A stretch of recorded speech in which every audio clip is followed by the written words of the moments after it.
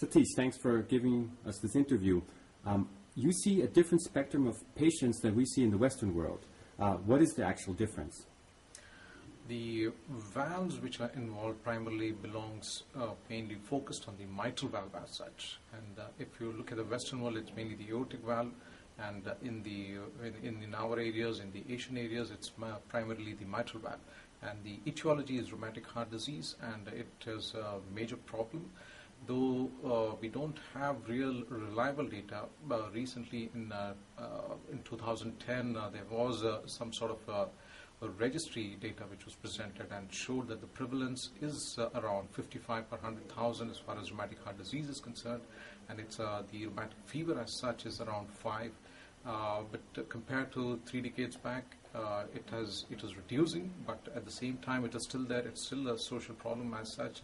And then when this is interpolated as far as the socioeconomic issues are concerned, it becomes a major problem as far as the productivity of a person is concerned.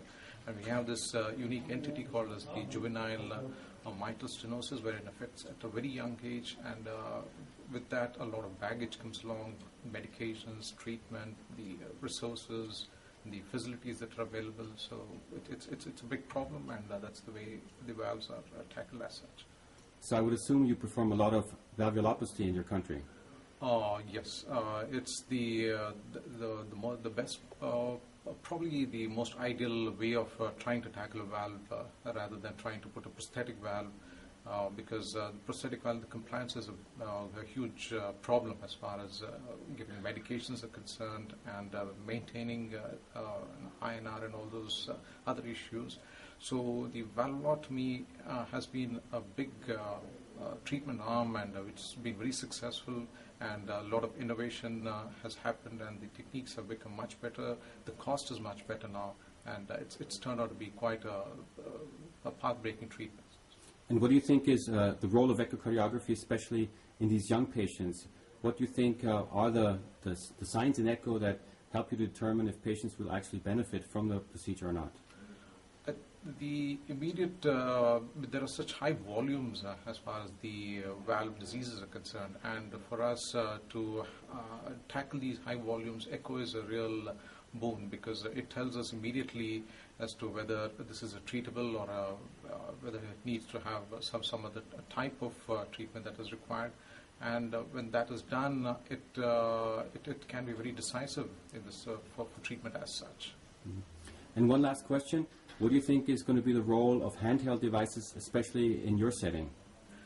Handheld devices are still having, they do have a lot of potential, and right now we are seeing the handheld echoes being used for point of care. It's still very limited right now.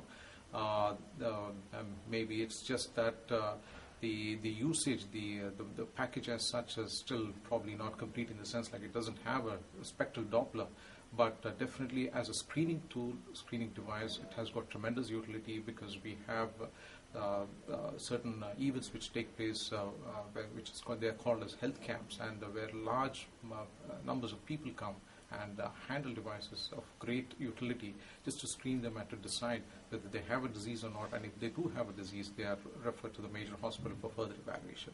So I definitely see a big role for handheld devices, and that's how it's going to be. So this also means you need new modalities or new ways of teaching people echocardiography. I know you're strongly involved in the education. What is your take on this? The use of handheld device for teaching it's got a big role, in the sense that now we see a lot of potential, in the sense that there is a changeover as far as the stethoscope is concerned. So now we are seeing a gradual transformation from where the stethoscope had a role, and now the handheld device is being used by certain people because of its practical value, and it's not just for diagnosing, as well as at the same time in an educational institute. It makes a lot of sense when we are trying to teach certain valvular lesions, and with a pictorial representation, it makes a lot of sense rather than trying to teach them about murmurs. So that way it's of great value. Satish, thank you for your time. Welcome. It's been a pleasure, Thomas.